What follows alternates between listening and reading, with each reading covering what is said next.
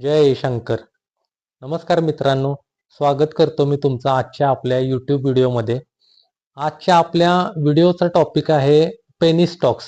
Penny stocks बद्दल आपण आजच्या व्हिडिओमध्ये चर्चा करणार आहोत. कशाला पेनी स्टॉक्स म्हणावं? तर पेनी स्टॉक्स त्या स्टॉक्सना म्हणावं ज्या स्टॉकची प्राइस 50 रुपयापेक्षा किंवा 100 रुपयापेक्षा कमी असते. जे स्टॉक्स 50-100 पेक्षा अगदी कमी किमतीला ट्रेड करतात, 5 रुपयाला, 10 रुपयाला, 15 रुपयाला ट्रेड करतात, अशा स्टॉक्सना पेनी स्टॉक्स म्हणावं. आता पेनी स्टॉक्स बद्दल किंवा पेनी स्टॉक खरेदी करत असताना काय करायला पाहिजे नक्की? तर पेनी स्टॉक्स खरेदी करत असताना जसं बाकीच्या स्टॉक्स बद्दल आपण करतो, फंडामेंटल अनालिसिस आणि टेक्निकल अनालिसिस, सेम याच गोष्टी इथं सुद्धा अप्लाय होतात. पेनी स्टॉक खरेदी करत असताना तुम्हाला फंडामेंटल अनालिसिस आणि टेक्निकल अनालिसिस अगदी स्ट्रॉंगली करावं लागतं. अगदी डीप अभ्यास करून तुम्हाला कारण तुम्हाला भरपूर पैसे जर का तुम्हाला या पेनी स्टॉक्स मध्ये इन्व्हेस्ट करायचे असतील तर अनालिसिस तुमचं स्ट्रॉंग असणं गरजेचं आहे. कारण लोकांना असं वाटत असतं की हे पेनी स्टॉक्स आपल्याला लखपती किंवा करोडपती बनवतील. नक्कीच हे स्टॉक तुम्हाला लखपती किंवा करोडपती बनवतील, पण ते कधी बनवतील? जर का त्या स्टॉकमध्ये किंवा त्या कंपनीमध्ये जर का तेवढं पोटेन्शियल असेल, त्या कंपनीचं फ्युचर जर का चांगला असेल, त्या कंपनीमध्ये जर का येणाऱ्या काही वर्षामध्ये ग्रो होण्याची तेवढी जर का पॉवर असेल, तर ते स्टॉक हे नक्कीच तुम्हाला एक चांगला प्रॉफिट देऊन जातील. समजा त्या कंपनीवर जर का प्रचंड कर्ज आहे, कर्ज प्रत्येक वर्षी वाढत चाललेलं आहे त्या कंपनीवरचं आणि प्रचंड वाढत चाललेलं आहे कर्ज त्यावरचं, आणि कंपनीची जर का रिपेइंग कपॅसिटी जर का नसेल, तर अशा स्टॉक्स पासून तुम्ही लांब राहणं गरजेचं आहे. समजा ती कंपनी चांगला प्रॉफिट देत नाहीये, प्रॉफिट वाढत नाहीये, quarter on quarter, year on year जर का प्रॉफिट वाढत नाहीये, रेव्हेन्यू त्या कंपनी मधला इन्क्रीज होत नाहीये, कंपनीवरचं कर्ज वाढतच चाललेलं आहे प्रत्येक वर्षी, तर बेटर वे की अशा स्टॉक्स पासून लांब बसणं किंवा असे स्टॉक्स हे अवॉइड करणं. पण समजा याच्या ऑपोजिट त्या कंपनीचं कर्ज हे कमी कमी होत चाललंय, इयर ऑन इयर हे कमी व्हायला लागले, त्या कंपनीचा रेव्हेन्यू वाढत चाललेला आहे, कंपनीचा पी रेशो चांगला असेल, कंपनीचा रेव्हेन्यू वाढतोय, त्याच्याबरोबरच कंपनीचा प्रॉफिट सुद्धा इन्क्रीज जर का होत असेल, तर ही नक्कीच चांगली गोष्ट आहे. पण जर का असं होत नसेल, तर असे स्टॉक्स हे अवॉइड करणं चांगलं ठरतं. कारण जर का अशा स्टॉकमध्ये जर का तुम्ही इन्व्हेस्टमेंट जर का केली, मोठ्या प्रमाणात जर का इन्व्हेस्टमेंट केली, मोठ्या प्रमाणात जर का तुम्ही पैसा लावला अशा स्टॉक्समध्ये, तर हे स्टॉक्स तुमची वेल्थ, तुमचा पैसा डिस्ट्रॉय करू शकतात. त्यामुळे अशा स्टॉक्स पासून लांब राहणंच हे अतिशय चांगलं राहतं. लोकांचा एक गैरसमज असतो की समजा तुमच्याकडे एक 10,000 रुपये जर का असतील आणि एखादा स्टॉक हा 1,000 रुपयाचा आहे, तर लोक असा विचार करतात की 1,000 रुपयाचे 10 स्टॉक्स घेण्यापेक्षा 10,000 कॅपिटलवर मी 5 रुपयाचा किंवा 10 रुपयाचा असा स्टॉक बघतो की ज्यामधून मला 1,000-2,000 शेअर्स येतील माझ्या 10,000च्या कॅपिटलवर. 1,000-2,000 शेअर्स घेऊन तुम्ही करणार काय? कारण तो 5 रुपयाचा शेअर 6 रुपये व्हायला किंवा 10 रुपयाचा शेअर हा 11 रुपये 12 रुपये व्हायला तुम्हाला 6 महिने, वर्ष, 2 वर्ष तुम्हाला वाट बघावी लागते. तो वाढेलच ह्याची गॅरंटी नाही. 5 रुपयाचा 4 रुपये जर का झाला, 3 रुपये झाला, कमी पण होऊ शकतो. 10 रुपयाचा स्टॉक तो 9 रुपये, 8 रुपये कमी कमी सुद्धा होऊ शकतो. त्याच्यामधला व्हॉल्यूम सुद्धा, म्हणजे मगाशी जसं मी तुम्हाला सांगितलं की टेक्निकल अनालिसिस, फंडामेंटल अनालिसिस मध्ये व्हॉल्यूम हा सुद्धा महत्वाचा आहे. किती व्हॉल्यूम किंवा किती नंबर ऑफ शेअर्सचं ट्रेडिंग होतंय त्या स्टॉकमध्ये, हे चेक करणं सुद्धा गरजेचं आहे. मागच्या मी एका व्हिडिओमध्ये मी तुम्हाला सांगितलेलं की किमान 1,00,000चा व्हॉल्यूम हा त्या स्टॉकमध्ये असायला पाहिजे.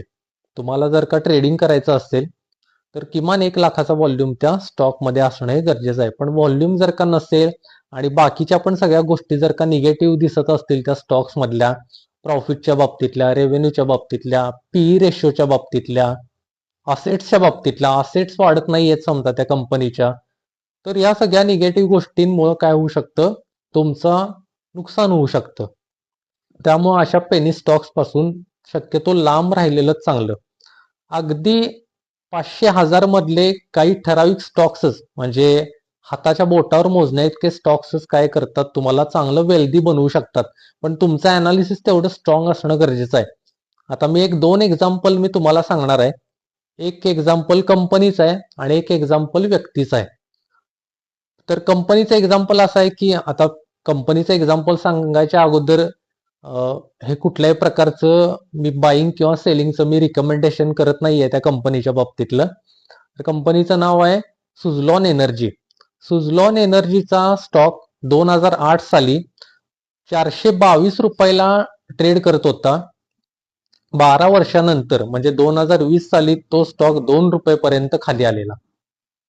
शेअर प्राइस अगदी त्याची 2 रुपये झालेली आणि 2020 नंतर आज 2025 पर्यंत त्या स्टॉकनं बाउन्स बॅक करत करत 65 रुपयेपर्यंत आज तो स्टॉक काय करतोय, ट्रेड करतोय.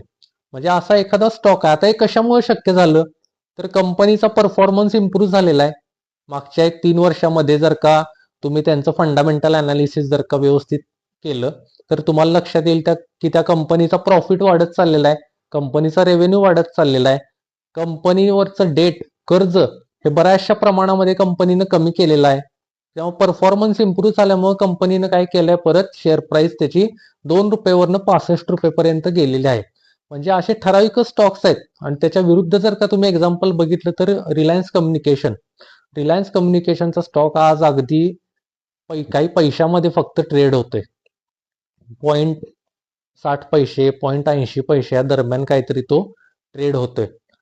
त्यामुळं एखादा स्टॉक असा असतो जो तुम्हाला मल्टीबॅगर बनवतो. पण जर का तुम्ही अनालिसिस न करताच त्या स्टॉकमध्ये इन्व्हेस्टमेंट केली तर तो स्टॉक तुम्हाला मल्टीबॅगर नाही तर बेगर बनवू शकतो. दुसरं एक एक्झाम्पल आहे, एका व्यक्तीचं मी एक्झाम्पल सांगतो तुम्हाला. अमेरिकेमधला जेफ न्यूमन म्हणून एक व्यक्ती होता.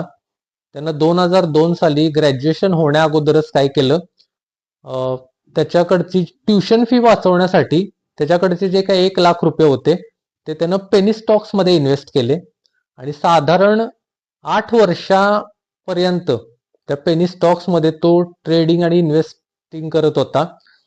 त्यातल्या काही पेनी स्टॉक्सनं इतकं त्याला वेल्दी बनवलं की 1 लाख जी त्याने गुंतवणूक केलेली ती पोचली 200 करोड पर्यंत त्याची इन्व्हेस्टमेंट पोचली. म्हणजे त्याची व्हॅल्युएशन किती झालं, 1 लाखाचं डायरेक्ट 200 करोड एवढं व्हॅल्युएशन झालं त्या पेनी स्टॉक्सचं. पण त्यानं अनालिसिस करताना सुद्धा त्या पद्धतीने अनालिसिस केलेलं की खरंच त्या स्टॉक्स मध्ये तेवढं पोटेन्शियल आहे का, ग्रो होण्याची क्षमता त्या कंपनीमध्ये आहे का. आणि एक प्रकारे ह्या पण गोष्टी लक्षात घ्या की हे पेनी स्टॉक्स हे प्रचंड प्रमाणात रिस्की असतात. रिस्क फॅक्टर सगळ्यात जास्त या पेनी स्टॉक्स मध्ये असतो.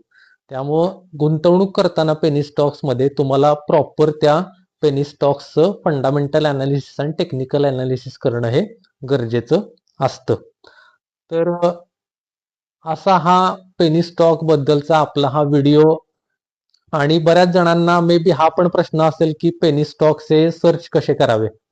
तर गुगलवर सिम्पली जर का तुम्ही टाकलं की बेस्ट पेनी स्टॉक्स किंवा पेनी स्टॉक्स इन 2025 तर तुम्हाला लिस्टच येईल. स्क्रीनर नावाची वेबसाईट आहे, त्या वेबसाईटवरनं सुद्धा तुम्हाला हे पेनी स्टॉक्स मिळू शकतात.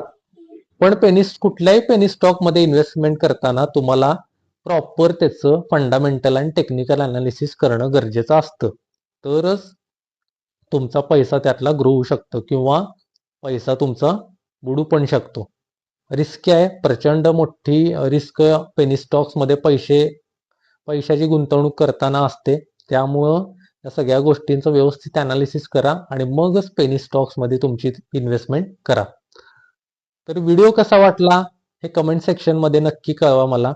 आणि आपल्या व्हिडिओला लाईक, शेअर आणि सबस्क्राईब करायला विसरू नका. धन्यवाद.